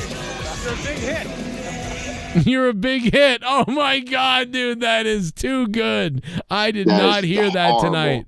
Wow, that's Oh, fucking okay. hilarious. Him in the chat says it's a drawing of her with cum on it. She shared it. All right. Yeah, she shared it. Maybe she probably didn't know. She probably she didn't didn't. know. That's you know what I mean? Because I wonder she what Honestly, they might have told her. well, that's what I'm They might saying. have She was told her to like, do "Oh, it. this is a nice, look at this nice story of me. I'll share this drawing of me. I'll share this." And someone's like, "Yeah, dude, that's Ooh, someone." what's that on my lip? Oh my god! Oh my god! Oh my god! Oh my Yes, god! somebody whacked off on you. And Buddy Murphy's like, what the hell did you just post on your story? Dude, why do I feel like Buddy Murphy and Rhea Ripley are not going to be a thing after a while? But I don't know. I feel like you have Dominic and Rhea working with each other this close, like every single day, and they're doing the whole fucking mommy gimmick. I feel like some sort of cheating shit is going to go on with it. No, I mean, well, remember, Dominic Jesus, you is blew about out my to be- eardrums. So Dominic is already going to be. I think isn't he already engaged to like some chick or whatever like that? So that's not going to happen anytime soon. I mean, you can still Unless you- cheat on your fiance. I mean, then that's that's a 5-way at that point. It's a pentagon right there. You have Rhea, you have the fiance, you His got girl. Murphy. By the way, Dominic's real life girl might be actually sexier than Rhea. Like, she is fucking gorgeous. Rhea Ripley is pretty hot. Rhea Ripley's hot, but have you looked up Dominic's fiance? I'll look her up. I didn't realize. I'll bust the nuts of her. Yeah, she's really good looking. Yeah, she's got beautiful eyes. She's very She looks pretty. like that. She looks like that girl from I can't fucking think of her name. She's in a bunch of shit. Like, she was in Always Sunny for an episode. She was in like the Percy Jackson movies. All right, I'll have to look this girl up and Shit bum. Oh. What if Priest wins Money in the Bank Open show later on? Seth versus Finn. Damian cashes in mid-match, becomes triple threat. Rollins retains. Thank you, Damian Alex Oli. versus Finn. Thank you for the Well, that would be $5 stupid and booking. becoming a $5 ship bum. Alex Oli, love you.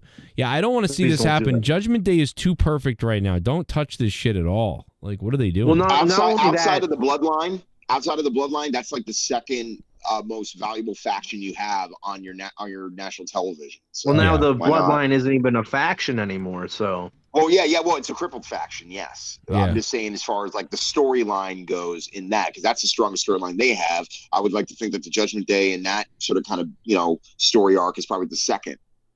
Right. Hey, by the way, I've seen people starting to call the Bloodline storyline, like, I've seen people legitimately call it the greatest Shit story bomb. that WWE has What ever if told. Gunther beats Seth? SummerSlam has 2 belts. The last 5 years, I might agree. Alex Oli with the $2. What if Gunther beats Seth? SummerSlam has 2 belts? No, I don't think that will happen. The IC belt and the World Heavyweight. I mean, again, it's No. been done before, but still. Not First of now. all, Not now. the No way. Intercontinental title is like, I never understood this. It's the same thing as the world title. You're literally like the champion Shit of all bomb. 7 continents. Guarantee you the salad Luke Kate was tossed. Oh, you made the same joke that everybody Hey, else in the chat did. Remember Mr. Becky Pico. the salad tosser, Luke? Were you around for that?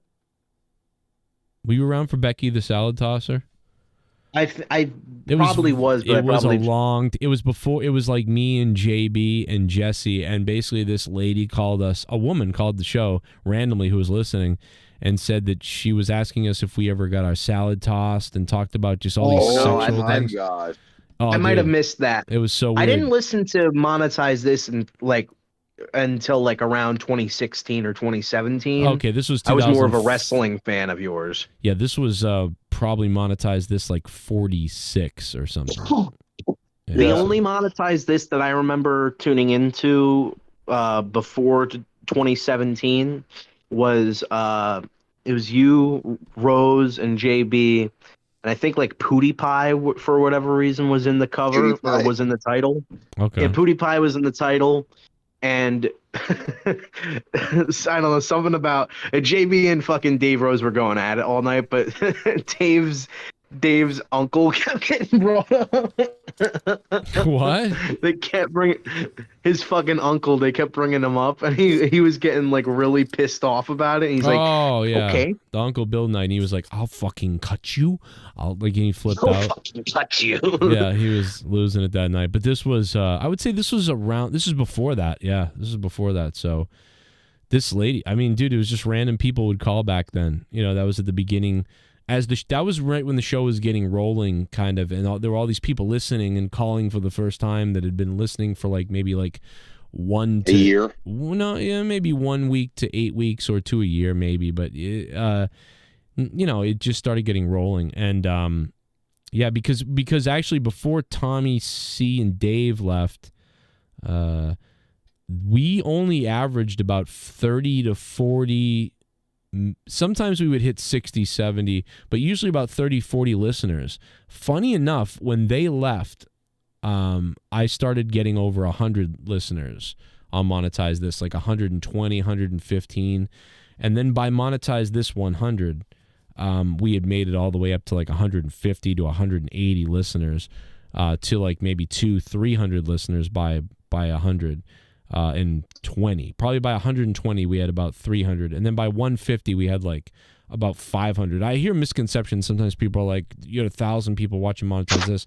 We did not. We Monetize This always usually did about, 300 to 600 listeners, maybe, on the real heyday.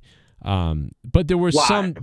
live listeners. Yeah, live. But then there was some times, though, that we did, say if we did Monetize This, when we did Monetize This 150 and 200, I think we did flirt with 800 to 1,000 on those nights. But that was a big night, a show, a belt, all these things are going on. So there was a million things going on. But most of the time, we never did hit those numbers. I hear people saying that. The number, we had 1,000 people watching Raw reviews. Raw reviews had 1,000 people. Hey, Joe. Yeah.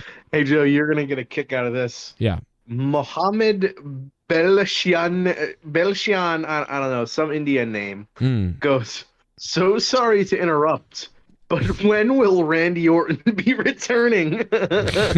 God. Oh, man. Wait, he's dead. Oh, my goodness, Randy Orton. Randy Orton is dead. No, he's got problems that he's still rehabbing, and they don't know. He's got a foot fetish. Well, did you see his recent Instagram post? Oh yeah, he definitely does. He's got a foot fetish, bro. Randy Orton is in it. What? Randy Orton took the same drugs Thunder Rosa took. Okay, that's all. Wait, what's going on? So what did he post on his So his wife Kim on her Instagram posted him rubbing her feet and made some type of comment, and then Charlotte Flair is at the top of the list going, "Yes, you go." I'm like, getting your feet rubbed by your husband. I mean, I don't know. Jesus, that's hot. Shit bomb. I jerk off to that. Speaking of Buddy Matthews, Murphy, the Collision ring announcer accidentally announced him as Buddy Murphy before his match the other night. Haha, not sure if you all caught that. I didn't catch it, but I saw a million people sent me the clip. They were like, haha, they called him Buddy Matthews. Ah! And I was like, okay. This is JR for WWE Dynamite. Yeah, yes. Thank you, D. Welsh. We love you, D. Welsh. You sexy D. Welsh, Dick Welsh. $5 shit bum. And he dropped hundreds the other night. He was very nice. Thank you, D. Welsh, for that. And he's still dropping money tonight. Listen, I really got to get off the air. I got 3 minutes. Anything anybody wants to say real quick before we wrap up, or anybody wants to donate real quick, do it now. Link is up at the top. Super Chat's available. Do that. And tomorrow night I'll be live. Tuesday night. We're going to get Tuesday Night Rage going on tomorrow night. The poll is making this look like it was a overall thumbs up barely. Tonight was a barely thumbs up show, but you don't see that in the WWE poll a lot. So this is actually pretty good news for the WWE. This is a bit of a turn curve here for Raw as far as you guys go and the poll goes. So not too bad there. What about you? What I would give tonight a 5 out of 10 probably myself, which is one of the I was going to say thumbs in the middle for me as well. Yeah. A little bit more positive than you guys, but yeah, the same. I liked a lot of the things they did tonight with like trying to change things up a bit instead of like, for instance, instead of having the Judgment Day cut a promo in the ring, they had him cut a promo on stage after they did 2 attack angles in the back and shit. So that was like a way to kind of like shake things up a bit, as they say. And then also they did like an interview of Cody Rhodes at the stage, which I thought was really cool. And it's weird is like they'll do this in WWE and on like where it's like they'll change up the way that they regularly do interviews. Like, oh my God, maybe they're fucking finally listening and they're actually doing, creative locations for people to get interviewed, and they're doing it like it's a natural conversation. And then like the next interview they do is the stereotypical, please welcome my guest at this time. I hate it. I laughed. I laughed so hard. She did the exact thing. It was unbelievable, dude. I couldn't believe. Please welcome at this time. Why do you have to say it out of order like that? Like, please welcome my guest at this time. What other fucking time is there? That is this time.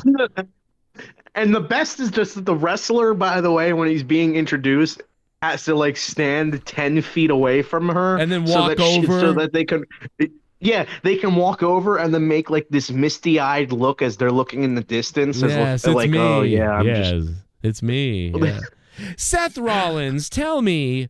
Well, it's like just so fucking weird. Stop it. Vince isn't there, or if he is there, but even when Vince wasn't there, they were doing it still. It's like, so the same producer is like, well, the script is, then you say, my guest at this time. It's like, stop fucking doing that. It makes no fucking sense.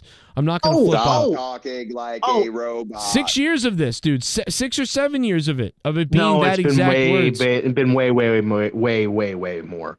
Yes.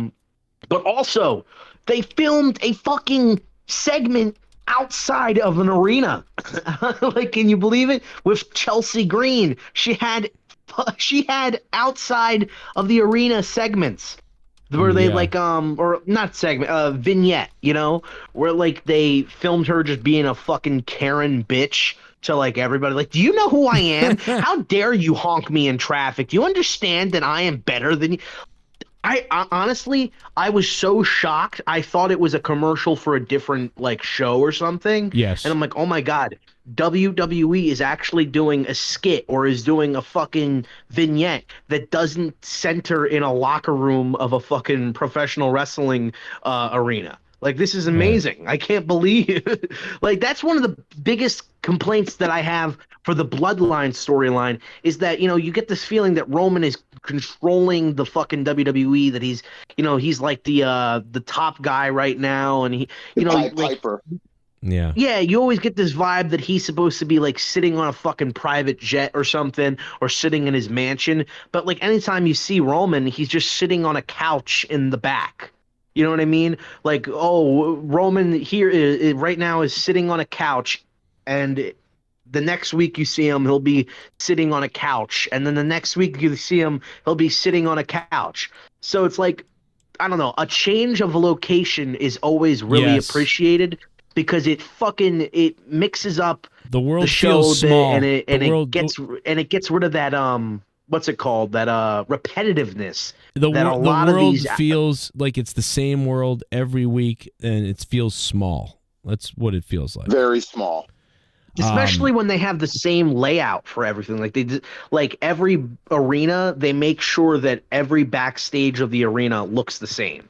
Like it's very weird. Luke, can you please name this tag team? I can't see him right now. You can't see my image that I put up on Discord? Hold on one sec.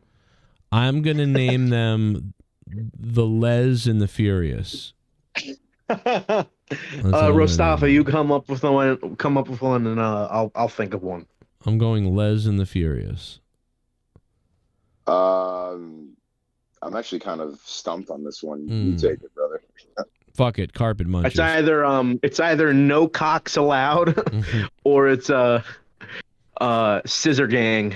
Scissor gang. Let's go with that. Oh my god, dude! I think that would be gimmick infringement, though. Fuck the Acclaim. They're really the scissor gang. Oh wow, Les and Furious. Thunder Crotch. That's a nice name. Thunder Crotch. No, I like Scissor Gang. It's got to be Scissor Yeah, Gang. that stole the show right there. That's probably the cliffhanger for the next episode. Now name this. Hey Joe, can when you name you this tag team? when you sorry, can you name this tag team? I would call them Dollhouse Sluts. That's what I would call them. They're from New York, so yeah, kind of fits. New York. Cum whores. shot. All right, But, what were you gonna ask me? I wanted to ask if when you post the video or whatever, the Yeah. back what's it called? Behind the scenes video that my me, God. you, and Jesse did. I did. I posted it Can you- already. Oh, you posted it on Patreon? Yeah, it's on Patreon right now. Yeah. I was gonna ask if you posted on YouTube, but I can look up on Patreon. Oh All right. yeah, no, it's for the behind the scenes people. But listen, I can send it to you anyway or whatever. I can figure out a way to get to you. But No, I'm gonna just re up my Patreon for you because I haven't done yeah, it. I'll just send you I'll do what I had to do with because you can't gift somebody Patreon, which is retarded. But what I used to do, I like JB and stuff. I just send him the fucking, I just be like, here's the money buy the Patreon for 6 months. Here's fucking $20. But where is it? Oh yeah. So earlier today I was listening to dude. Oh my God. If I can find it quick enough, I will play this for you. Oh my God, bro. I was listening to an old monetized this. I think it's this one. And oh my God, bro. Like Blake was on the line or something. And he says, dude, he says something fucking crazy. Fuck him. According to a bunch of dumb kids, they thought Marilyn Manson died or whatever. Where is it? Oh, where is it? You got to hear this. It's funny. Bailey, you're in the lead, man. I hope this is it. Fucking kids' mouths shut for you for free or something. Have a fucking pickle tonight. Like, I'm just chilling. Jesus, all right, it's just a pickle. I didn't give it. Fuck him. According to a bunch of dumb kids, they thought. Oh God, I can't find it. He shall. I'm telling you guys, like this fucking thing killed me earlier, and I was like, I wish I could find it. It's like, dude, he fucking like we bring on Blake, and he basically says a slur, and it's just fucked up, and I go, wait a minute, what did you say? Like it's just really funny, dude. I'm telling you, we gotta hear it. Too, man, just hanging. It's really funny. Yeah. Really. This is it. This might be it. Really. I just Oh, this guy called and told us that his girl, I guess his girl had died or something in a car accident. So we were like, "Oh my God, we're sorry." And like we spent like 10 minutes being like, we're sorry and blah blah blah blah. Oh no. My Sheila. Oh, You're awful. Shayla. You hear Leah? Leah's like, "You're awful." I'm gonna come over there and like punch you in the face for doing that. That was awful. Well, the other night, I fucking ate the bottle. Oh wait a minute. You know what? I've heard that. You did hear that? Yeah. Oh, I didn't think anybody could hear that. I was just playing it for myself. We're back. Oh my gosh. No, you weren't. No, you weren't. Well, Ken made the first joke, and then I waited a long time before, I know you. Dude, that was so fucked up. But I'm looking for the Blake part. The Blake part is, dude, it's fucking crazy. All right, so please hang out with you guys. I wish I could find it. It's got to be here somewhere. It's fucking. Tommy looks The like car the guy crashing sound effect is my favorite. Oh my sitting on it. Oh yeah. Not count. Oh, their fucking mouth will be bleeding if they fucking said that to my fucking face. Oh Jesus, Tommy, calm down. Calm down here. I'm freaking out. We'll be there. Where is it? The mall tearing it up. Your fucking kids' mouths shut for you. Hey, Oh bro. my God. Thanksgiving. Fuck! Dude, I'm so mad I can't find it, dude. I'm telling you, I will find it, though, and I will play it for everybody. It is really funny. It was killing me earlier, and I took a screenshot on my phone because I was like, oh, I got to remember, like, around when that is. And I thought it was in this 10-minute span, but, I mean, maybe I'm incorrect. Do you remember what I'm talking about, Luke, or no? I feel like I probably do if I hear it, because I remember that clip that you just played. Oh God, it's somewhere in here. Like, oh my God, bro, it's fucking crazy. Oh, maybe this is it. And by the way, the 2017 era through 2018 era of Monetize This is obvious. I honestly like the best stretch of your show. Oh God, it was crazy. Really fucking great episode after great episode after great episode after great episode. Like, it's fucking. I'm just never gonna get to a point like that. Yeah, it's hard to hit something like that crazy. And what was crazy is we're coming off the best time ever. I was having the best growth ever. I'd come right off of JD also gave me a big push. So like when you add all that together, like I was growing on my own anyway. I had over, 15,000, 16,000 subs when I met him, but it's like he juggernauted it, and we had a whole crew of stuff, and we were hitting on the rails. But I can maybe get back to that at some point, but we'll see. What goes up does come down. Look at goes our up monetize again. this. Yeah, monetize this recently has been way better than it had been. It been doing struggling, and recently monetize this has been much better. But $2,000. Dollar. That's all you care about is the money. No, 2,000 retards. The views are up. It's been fun. But no, dude, I will find this clip, dude. I'm telling you, bro, this fucking guy, it is so funny. I wish I could find it for you right now because it's just funny. I will find it, and I will post it on Patreon, and I'll probably play it on the air for everybody. And maybe I'll put a clip of it up, too, because it's funny. So look for that on Corrupted Do you remember Nation. Do you remember Just Call Me Luke? Yes. So I was looking in the chat. Yeah. Because I was trying to find that Dan Kennedy clip on Saturday, and I was looking in the chat of like episode 125, and I think that was like the only episode where you had Just Call Me Luke as like a main co-host or whatever. And literally all I saw in the chat was like, get Luke off this fucking show. And I'm like just thinking, wow, it's not about me finally. Yeah, no, that stuff. It's about another Luke. That stuff happened back in the day on the show, like all the time still. We had that same problem back then. Like people would be like, what the fuck's on the show? There was some monetized this where like people weren't on or missing or whatever. And same thing happened that happens now. Get back, Joe. What the fuck? Oh my God. Get this fucking Luke sucks. Get him off. And I'm like, they're not talking about me for once. Nice. Oh yeah, dude. Well, they're all gone. So there you go. Well, Just Call Me Luke got some crazy job and shit like that, dude. That guy's rich somewhere. Good for him. Professional. Well, what's crazy professional cock slinger. He used to donate a lot of money too and really help the show. But what's crazy is he's left, but now he probably makes way more money. So he probably has even way more money. So I wish, it's too bad we don't know him anymore because that guy's like a fucking lawyer somewhere. Yeah, he'll fucking probably the next time he donates to you, he'll probably be like, hey Joe, don't you wish you made me a co-host now? Here's $5, fucking piece of shit. Yeah, he would say, here's $5, but in my bank account there's 5 million. You get $5. That's what he'd say. Well, at least he'll be a shit bum. Yeah, he'll be a shit bum, but Joe will be he'll be penniless. Oh yeah.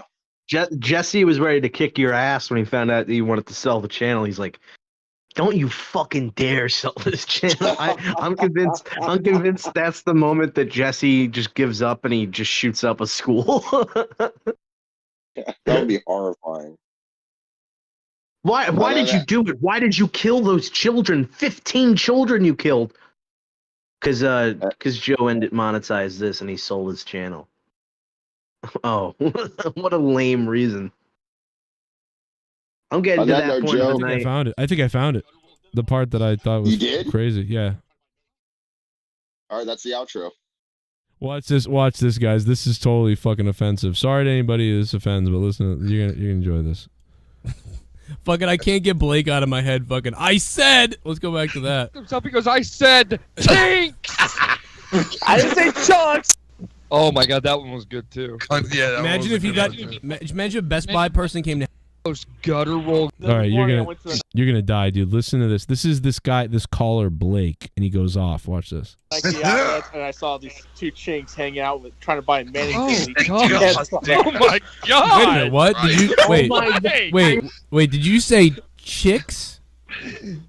I said chinks. Oh my God.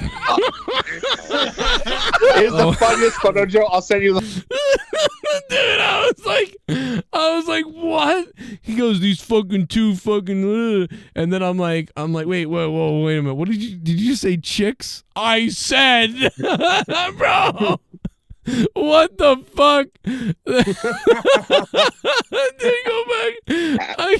And no one ate Chinese food the same way ever again. Oh yeah. I remember when he got mad at me because I gave away that we were gonna wear the No Ma'am shirts or whatever the fuck. But no, listen, dude. I didn't even know. Like, oh my god, I remember. I said, That's it. That's who he is.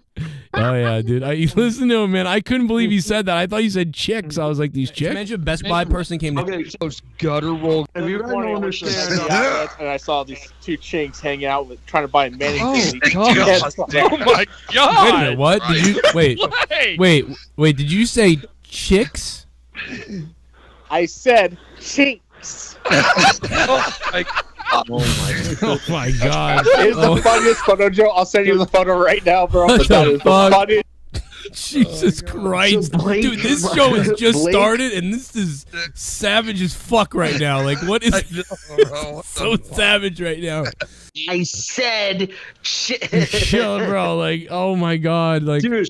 Okay, I'm trying to give him an out. Like, comments, did you said chicks, right? Like 2 chicks? For any of the newer people at in the JCS Army, Blake was this guy who I don't know. He was a listener of the show, and he donated. He was, he loved the show. But he had this idea because he wanted to go to I believe Evolution was the pay-per-view at the time that he wanted to go with Joe with. So he had this idea that they were gonna go into the fucking they were gonna go into I guess the. Oh my God, Luke! You drive me nuts. We got to get off the air, and you can't get a fucking sentence They're gonna go out. into the arena. They're gonna go into the arena with ski masks on, and they're gonna have these Ted Bundy shirts or Al Bundy shirts or whatever. And like, I guess the whole point was to surprise Joe or something. I don't. No, I don't remember no. So all right. So I'll tell you really quickly, just to make it quick. We were gonna go there with No Ma'am shirts from Married with Children, No Ma'am, with ski masks on and all this other stuff. But the problem is, I was terrified at the time because I was talking to WWE, right? So I was like sort of talking to WWE, and I wasn't really talking about it and talking about what was going on with me. And they wanted to go there. It was like a couple people from the show and Blake and Brian Himmelgod and everybody. And all of us were going to go there wearing these shirts and things. So he sent me this in this box. So on my Monday mailbag opening, I opened a bunch of people's mail from all over the place. And I opened up this because there was a bunch of mail. I had like 7 boxes of stuff to open from all different people everywhere. So I opened up that box and then I'm pulling all the stuff out of the box, like, what is this? What is that? Look what this guy sent me. And then at the top, I didn't realize it, but there was like a letter. And I pull the letter open, I start reading it. And I'm like, oh, fuck, okay, let's see. And by the way, don't open on the show. It says that on the letter. And I didn't fucking know. And so the guy cut a fucking crazy promo about how I ruined the whole event and everything, and like, fuck you, Joe. And then what he said, and then like, it turned what? out that this guy was actually talking mad shit about Joe behind his back. So yeah, it was weird, but because he was a fan of me in the show. But then all of a sudden he was not a fan of me. He was a fan of my other co-host people, and then he just was shitting on me all of a sudden. I guess they all shit on me. Isn't that crazy how that happens? Isn't that crazy how that happens? Somebody who's supposedly a big fan of yours just turns into a piece of shit as soon as they don't get exactly what they want from you. Well, it was weird. He was we nice, talk but more about this. Yes, on Patreon. Yes, we do. On our behind the scenes Discord talk on Patreon, which you can listen to now. Go ahead and watch because it's fucking awesome. And we're going to have a hard on, and I got to go to bed, and I'm wicked late, and I got to get out of here. Thank you, guys. Thank you, Luke Rojas, Mustafa. Mustafa, anything last, you want to say before we get out of here real quick? It's finally Tuesday. Okay, it's finally Tuesday, and get ready because Lukewarm Joe, you never know when it's going to crop up. But also, we are going to have Corrupted Podcast return on Patreon soon this week coming up. I've almost narrowed it down. I'm promising an episode, a relaunching. You will get hard, and you'll enjoy it. And then Mustafa will be there, and we'll all make out with... And tomorrow, of course, is Tuesday Night Rage, which is our our obligatory Tuesday stream or whatever. And then Wednesday you got AEW's review, and then Thursday Joe does nothing but jerk off that entire day. So we don't really do a live stream then. And Friday, Luke Rojas will do a jumping jack. Yep, Friday's a mystery. You don't know what's gonna happen Friday. Friday, Luke Rojas does a fucking jumping jack and fucking collapses half the country. Sorry. All right, boys. Good night. Thanks for being here. I'll see you. Deuces. Deuces. Juices. Hey guys, thanks to everybody who donated tonight. Big shout out to Allison Takwab, the top donator tonight. Allison, thank you. Allison, double drops tonight, plus D. Welsh and everybody else who dropped tonight. Thank you so much, guys, for supporting the show, becoming members. I cannot do this without you. I have no sponsors. You are the sponsor. The more you give, the more we give, the more we can do. It's up to you guys. Unfortunately, we don't have a big sponsor. I wish we did, but we don't. It's on you guys. I guess the big sponsor is people like Allison and D. Welsh and Sith Negan and everybody else who drops bombs and the rest of you guys. It's up to you guys. The more you do, the more we can do. So appreciate it. Had a great week. Get hard. I'll see you guys tomorrow for Tuesday Night Rage. And Raw was a 5 out of 10 for me tonight. I got the ass cheeks popping. I got that doo-doo dropping. I got the poo-poo popping.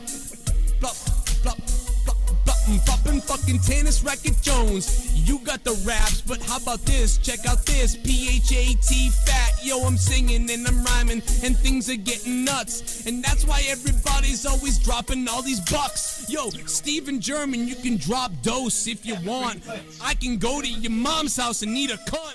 Fucking Steven German look like the Monopoly dude. What the fuck is wrong with you, man? You're always rude. Steven German walking down the street, nothing leaks.